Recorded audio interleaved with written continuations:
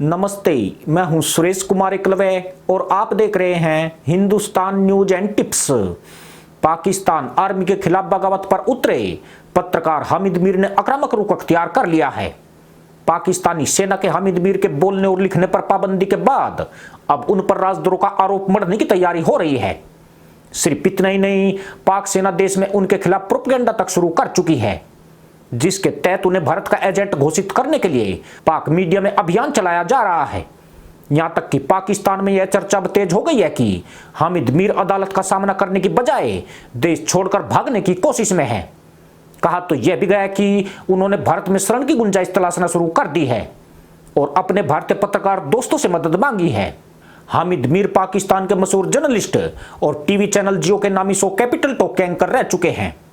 पिछले दिनों एक पत्रकार पर हुए हमले के खिलाफ प्रदर्शन में हामिद मीर भी शामिल हुए थे। इस दौरान उन्होंने पाक सेना के खिलाफ बयानबाजी की थी। इसके फौरन बाद उन्हें उनके चैनल से ओपीआर कर दिया गया था। जिन अखबारों में वे कॉलम लिखा करते थे वहां भी उनको छापने से मना कर दिया गया है। कहा यही जा रहा है कि पाक सेना के कहने पर यह सब हो रहा है। खबर यह भी है कि जल्दी ही सेना हामिद मीर के खिलाफ राजद्रोह और बगावत का मुकदमा दर्ज कराने वाली है। अगर मीर पर यह आरोप साबित हो गए तो पाकिस्तान के कानून के तहत उन्हें फांसी की सजा हो सकती है।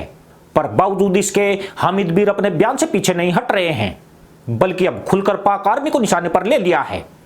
उन्होंने यह कहकर सनसनी मचा दी है कि इमरान खान पाकिस्तान के कमजोर पीएम हैं, वह सेना की कठपुतली की तरह काम कर रहे हैं।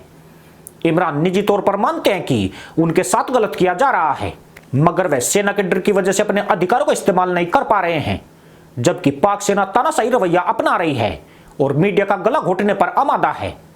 हामिद मीर को भारत का एजेंट बताना कोई नई बात नहीं है। यह जाहिलों के मुल्क की मुल्ला पॉलिसी का एक हिस्सा है। यहां जब भी कोई व्यक्ति सेना और आईएसआई की तरफ उंगली करता है, उसे भारत का एजेंट घोषित कर दिया जाता है। बाबा जान अल्ताफ हुसैन अमजद मिर्जा बेग, तारिक फतेह और यहां तक कि पूर्व प्रधानमंत्री नवाज शरीफ को भी गद्दार का तमगा देकर उनके ऊपर लाछन लगाया जा चुका है। पाकिस्तान में ऐसे लोगों की एक लंबी लिस्ट मौजूद है और अब इसमें मशहूर जर्नलिस्ट हामिद मीर का नाम भी शामिल हो गया है। हामिद मीर प्रकरण पर लोगों का मानना है कि यह मामला तभी शांत हो सकता है अगर वह सेना की शरण में जाकर माफी मांग ले, पर इसकी उम्मीद न के बराबर रह गई है। मीर पर 2012 और 2014 में भी जानलेवा हमले हो चुके हैं। इन हमलों का आरोप भी पाकिस्तानी सेना और आईएसआई पर लगा है। मीर ने तब भी हार नहीं मानी थी और खुलकर पाक सेना की मुखालफत की थी। हैरानी की बात यह है कि आज तक इन घटनाओं में शामिल हमलावरों की गिरफ्तारी नहीं हो सकी है, परंतु इस बार उन पर सिर्फ अदालती कार्रवाई की चुनौती नहीं है, बल्कि उनकी जान पर भी खतरा मंडरा रहा है। उनके ऊपर घातक हमले की संभावनाएं बनी हुई है। वह एक तरह से घर में आइसोलेट हो गए हैं और उनका घर से बाहर निकलना लगभग बंद हो गया है। केवल इंटरनेट के माध्यम से विदेशी मीडिया को अपने विचार और इंटरव्यू दे रहे हैं। इसका मतलब यह है कि सेना और मीर के बीच का विवाद कम होने की बजाय और ज्यादा बढ़ रहा है। हामिद मीर के देश छोड़ने की उम्मीद इसलिए भी बढ़ गई है क्योंकि इस वक्त उनकी जिंदगी जोखिम में पड़ी हुई है। मीर के मुताबिक उनका परिवार दहशत में जी रहा है। चौंकाने वाली बात यह है कि मीर के देश छोड़ने की आशंका को देखते हुए सेना ने हवाई अड्डों पर चौकसी बढ़ा दी है। पाक मीडिया के मुताबिक हामिद मीर देश छोड़ने के बाद लंदन या भारत या सऊदी अरब भाग सकते हैं। भारत में बड़ी तादाद में उनके पत्रकार दोस्त मौजूद हैं, इसलिए उनके भारत जाने के ज्यादा क्यास लगाए जा रहे हैं। वे लंदन या सऊदी अरब के मुकाबले भारत में ज्यादा सुरक्षित महसूस करते हैं। साथ ही वे भारत में बैठकर पाक आर्मी के खिलाफ अपने एजेंडे को ज्यादा मजबूती से चला सकते हैं। हामिद मीर अपना रोल मॉडल बाल गंगाधर तिलक और मौलाना मोहम्मद अली जौहर को मानते हैं। ये जौहर वही मौलाना है जो आजादी की लड़ाई के दौरान खिलाफत आंदोलन के नेता रहे थे। पर इसका मतलब यह बिल्कुल नहीं है कि सिर्फ पाकिस्तान आर्मी का विरोध करने, पाकिस्तान को कोसने और भारत की शान में गीत गाने से या कोई भी ऐरा गैरा भारत में शरण पा जाएगा। अगर ऐसा ही हुआ होता तो तारिक फतेह की भारत में शरण की उम्मीद में जिंदगी गुजर गई। वह भी पाकिस्तान के नामी पत्रकार हुआ करते थे और भारत की शान में अच्छे गीत गाते हैं। हामिद मीर की औकात उनके मुकाबले कुछ भी नहीं है। भारत कोई रद्दी का टोकरा नहीं है जो तशरीफ उठाकर भारत की तरफ दौड़ने की सोचते हैं। पाकिस्तान जाहिल और गद्दार कौम वाला देश है।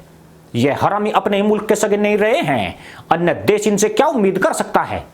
यह लोग मुसीबत पड़ने पर दूसरे देशों में शरण लेने भागते हैं, अन्यथा इनकी जिंदगी भारत को गाली देने और उसकी तबाही के ख्वाब के साथ खत्म हो जाती है। सिर्फ एक हामिद मीर ऐसे पत्रकार नहीं हैं जिन्हें पाक आर्मी खत्म करना चाहती है।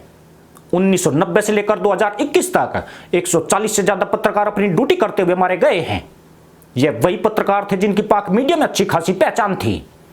इसके अलावा सोशल मीडिया से जुड़े 250 से ज्यादा पत्रकारों को सेना और आईएसआई ने मिलकर मौत के घाट उतारा है। सैकड़ों की तादाद में पत्रकारों को जेलों की हवा खिलाई गई है। 1999 के बाद मुशर्रफ के शासन में पत्रकारों पर बेतासा जुल्म ढाए गए थे। इस दौरान भी कई पत्रकारों ने भारत से शरण मांगी थी, मगर उन्हें इस मामले में निराशा ही हाथ लगी थी।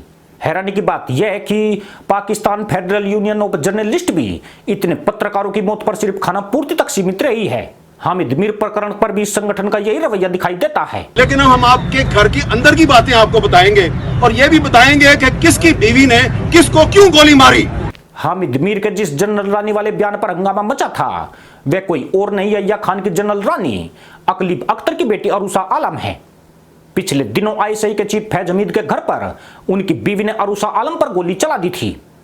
फैज हमीद पत्रकार अरूसा आलम के इशारे पर काम करते रहे हैं। चौंकाने वाली बात यह है कि अरूसा आलम और पंजाब के मुख्यमंत्री कैप्टन अमरिंदर सिंह के बीच भी दोस्ताना रिश्ते रहे हैं। बताया जाता है कि साल 2007 में मुख्यमंत्री रहने के दौरान कैप्टन पाकिस्तान की यात्रा पर गए थे और वहां अरूसा से उनकी दोस्ती हुई थी। कहने वाले तो यह भी कहते हैं कि अरूसा आलम आईएसआई के लिए काम करती है और भारत से सूचनाएं निकालने के लिए उसने पंजाब सरकार तक सीधी पहुंच बना ली है।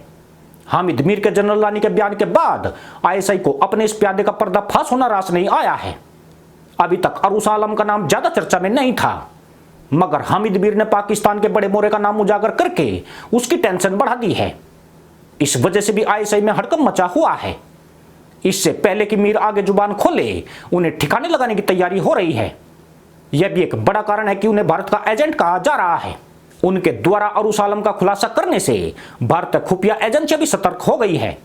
पाकिस्तानी सेना और आईएसआई के इस बड़े एजेंट का नाम बताने की कीमत हामिद मीर भारत से शरण के तौर पर चाहते हैं, पर लगता यूं है कि भारत इस मामले में उनको ज्यादा तवज्जो नहीं दे रहा है। इसकी एक वजह यह भी हो सकती है कि रो को पहले ही अरूसा आलम पर शक रहा हो। वह जिस तरह हिमाचल में अपना जन्मदिन मनाती थी और चंडीगढ़ की यात्राएं करती थी, वह जरूर रो की नजर में रही होगी। यूं भी किसी पाकिस्तानी मुल्ला पर भारत विश्वास नहीं करता है। गद्दारी का डीएनए में हमेशा मौजूद रहा है। हामिद मीर इस समय मुश्किलों के दौर से गुजर रहे हैं।